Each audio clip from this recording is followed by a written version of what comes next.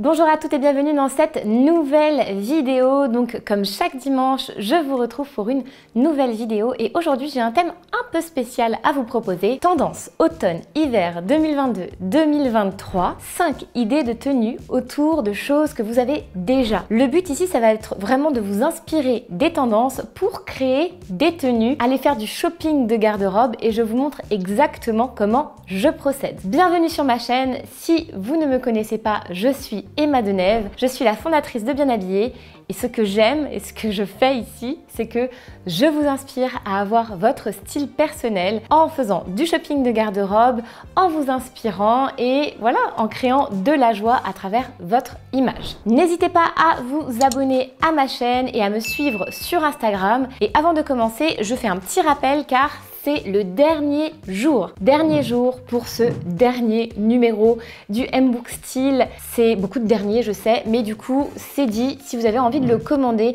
n'hésitez pas à aller voir dans les liens en bio. Au programme aujourd'hui, comment remettre du contexte dans les tendances et vous en servir afin de vous inspirer et d'être plus créative au lieu d'en faire une contrainte et un diktat. Je vois beaucoup de vidéos et d'articles en ce moment, et comme à chaque saison, qui vous présentent les tendances avec des photos de défilés en vous disant par exemple que telle pièce ou telle couleur sera tendance pour la saison. Honnêtement, je ne vois pas en quoi cela peut vraiment nous aider à améliorer notre style personnel et prendre confiance en nous grâce à notre image que de suivre à la lettre ces discours. En gros, le fuchsia fait son comeback, alors courez acheter un blazer fuchsia chez Zara que vous mettrez 3 fois et que vous ne pourrez plus jamais voir en peinture. Au mieux, ça nous donne envie de surconsommer. Au pire, ça nous crée l'impression de devoir attendre la validation des médias pour porter ce qu'on a envie de porter. D'ailleurs, je sais pas ce que vous en pensez, mais moi je trouve ça un peu bizarre de suivre la mode en fin de compte et de se dire bah ok, je peux ressortir ce pull rose que j'adore parce que maintenant j'ai l'approbation des tendances pour le mettre. Je comprends pas trop le truc là. Ou encore de se dire ah bah c'est bon, les Santiago sont à nouveau à la mode, donc je vais pouvoir porter mes Santiago que j'adore et qui n'attendaient que ça. Je pars du principe que vous avez l'entière autorisation de porter ce que vous voulez quand vous le voulez, à partir du moment où vous aimez ces pièces et qu'elles correspondent à votre style. Et si les Santiago ou le pull rose résonnent avec votre image et vous apportent du bonheur, alors portez-les, peu importe les tendances. Ne l'oubliez pas, le but premier de la mode, c'est de faire tourner une industrie. Une industrie dans laquelle on achète et on jette. C'est la face première. Le truc, c'est qu'il y a une face cachée. Une face qui ne coûte rien, mais qui vous aide à avoir exactement l'image que vous voulez. Ce secret, cette face cachée, c'est de se servir de la mode, des tendances, comme on se sert de l'art. Je m'explique. Vous pouvez partir d'une photo de défilé, d'un visuel Pinterest, et le réinterpréter à votre manière en mettant le doigt sur ce que vous aimez. Entre la tenue d'inspiration et la tenue que vous allez composer pour vous, il n'y aura peut-être, en fin de compte, aucune grosse ressemblance. Peut-être une couleur, peut-être un petit détail ou peut-être une association de textures. Bref, mon message à travers cette vidéo, c'est que je ne pense pas que nous devrions suivre les tendances, mais plutôt prendre ce que nous aimons et ce qui nous inspire des défilés et du monde de la mode en fin de compte pour être encore plus créative avec ce que nous possédons déjà. C'est ce processus créatif que je vais vous montrer dans cette vidéo. Avec photo à l'appui, vous allez donc comprendre comment je m'inspire des tendances et de ce qui m'entoure et des défilés et de Pinterest et de tout ça pour faire du shopping dans ma garde-robe et retrouver des tenues qui me ressemblent, les construire et faire qu'elles m'apportent de la joie. Ça booste le moral, c'est hyper inspirant et on se rend compte qu'on peut être hyper créative. Je vous demande donc quelque chose. Après avoir visionné cette vidéo et ce week-end, si vous pouvez, prenez 30 minutes afin d'essayer cette méthode. Alors on commence tout de suite avec la première tenue qui est autour du fuchsia, du rose fort, de la vibrance de cette couleur qui est à la une en ce moment. Dans les défilés et dans les magazines, on ne parle que de ça, le comeback du fuchsia cet hiver, ou tout du moins du rose fort. Dans le dernier défilé Valentino, il n'y avait que des silhouettes de cette couleur, uniquement déclinées de cette couleur. C'est vrai que les roses forts appartiennent plus à la garde-robe estival normalement. La touche tendance, c'est de le porter du coup en monochrome en hiver, c'est-à-dire en monochrome des pieds à la tête sur toute la silhouette. C'est pas forcément facile car on est assez peu déjà à avoir des chaussures ou même un sac dans cette teinte. Personnellement, j'aime le rose. Si vous n'aimez pas le rose, zappez tout simplement cette inspiration et passez à autre chose. Bien sûr, on est sur des inspirations qui m'inspirent moi ici. Donc je suis partie de l'idée d'un monochrome qui s'est plus transformé comme un camailleux fort entre un rose tendre et un rose plus soutenu. J'ai superposé ma robe longue estivale avec un pull en laine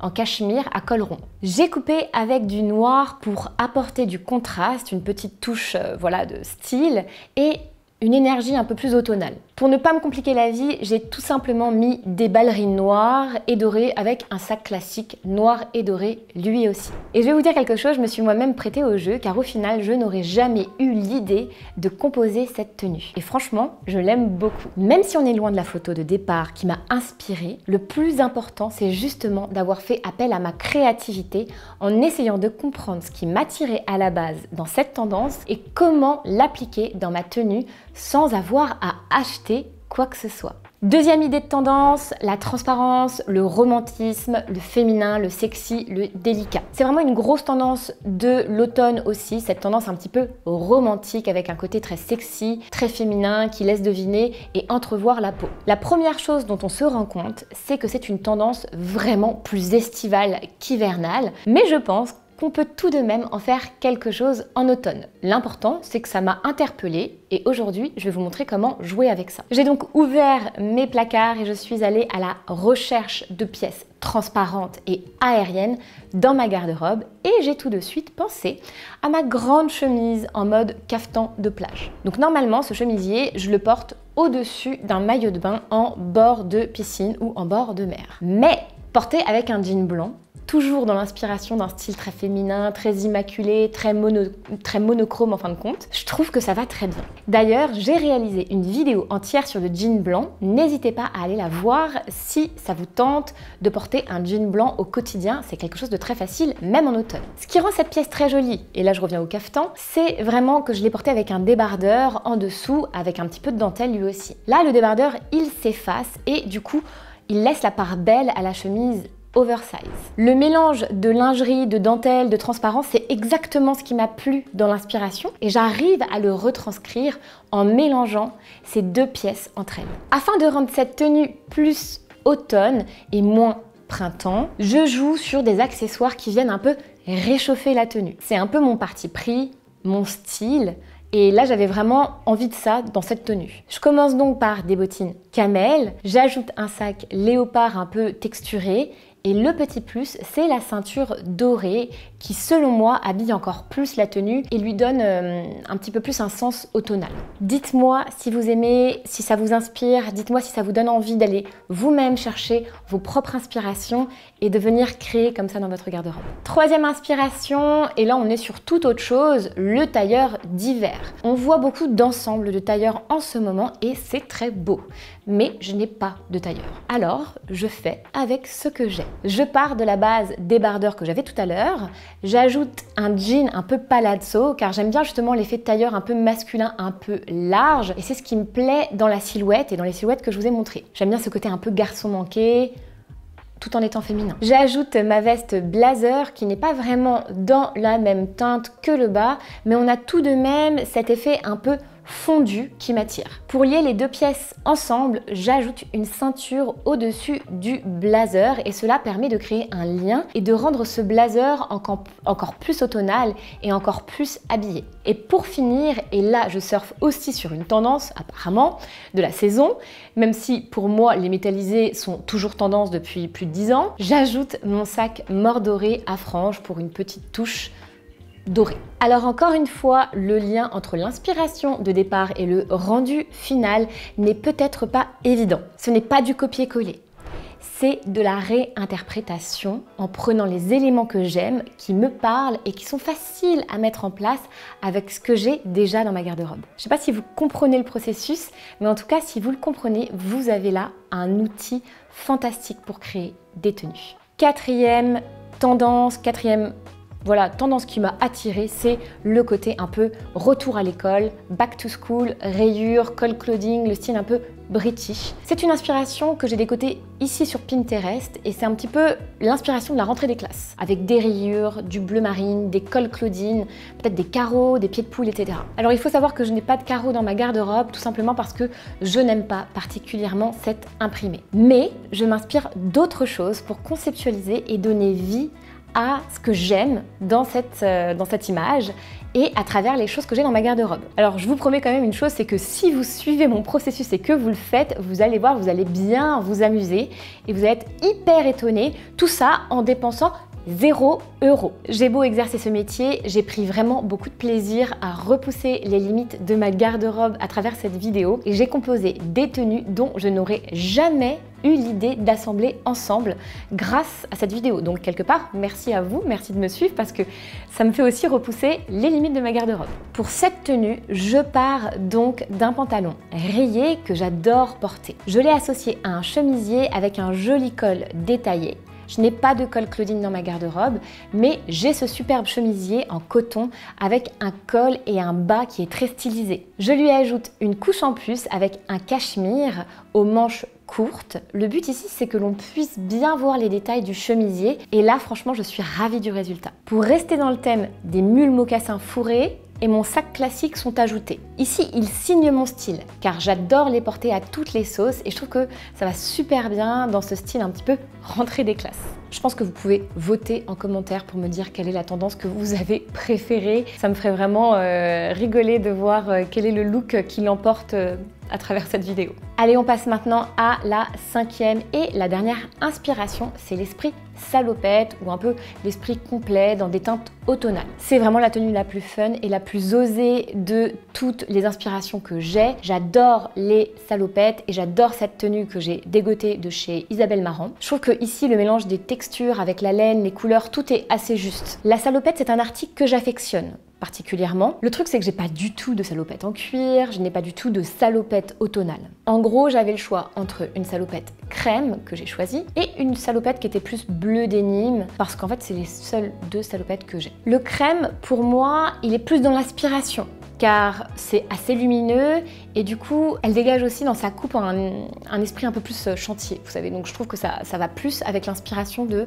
cette photo de défilé de chez Isabelle Marant. Bref, cette salopette, je la porte avec un chemisier imprimé qui me rappelle l'automne, mais qui possède tout de même un peu de crème à l'intérieur. Et je trouve que du coup, ça sort ma salopette du contexte trop printanier. À la base, je portais cette pièce vraiment plus en été ou au printemps, mais je trouve qu'en fait, elle se prête super bien à l'automne et j'en étais moi-même hyper étonnée. Je n'ai pas de bottes hautes, elles sont sur ma wishlist pour cet hiver, mais je n'ai pas encore trouvé de bons modèles. Du coup, j'opte une fois de plus pour mes bottes camel, qui sont de véritables basiques, vraiment de véritables basiques de l'automne-hiver, et du coup, je trouve que avec la salopette, ça donne ce petit côté dégaine qu'on retrouve un petit peu dans le défilé.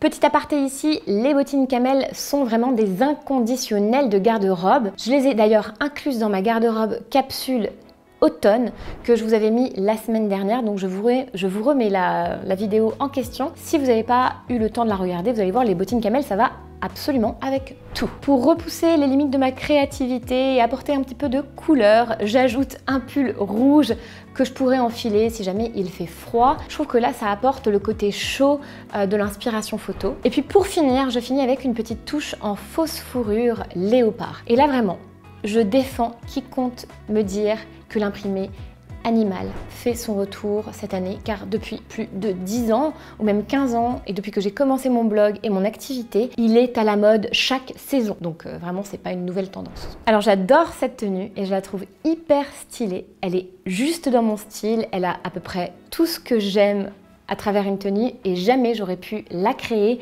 toute seule devant ma garde-robe si j'avais pas fait ce travail d'inspiration au préalable. Pour finir cette vidéo, je vous donne un secret. le plus beau secret que je peux vous donner, le plus gros conseil que j'ai pour vous aujourd'hui, c'est de sortir les pièces de leur contexte. D'arrêter de les voir uniquement dans leur saison, comme pour mon cafetan de plage porté en tenue automnale ou pour ma salopette plutôt printanière, couleur crème, qui prend une toute autre allure avec un chemisier automnal et une paire de bottines camel. Vraiment, veillez à arrêter de catégoriser les pièces que vous avez dans votre garde-robe par saison et essayez d'élargir votre perspective afin de pouvoir créer des tenues sur mesure pour chaque saison. Merci beaucoup d'avoir regardé cette vidéo, j'espère que ça vous a plu. N'hésitez pas à me laisser un commentaire, n'hésitez pas à vous abonner et bien sûr, n'oubliez pas d'aller tirer toutes les astuces, les techniques et les pièces dont vous aurez peut-être besoin cette saison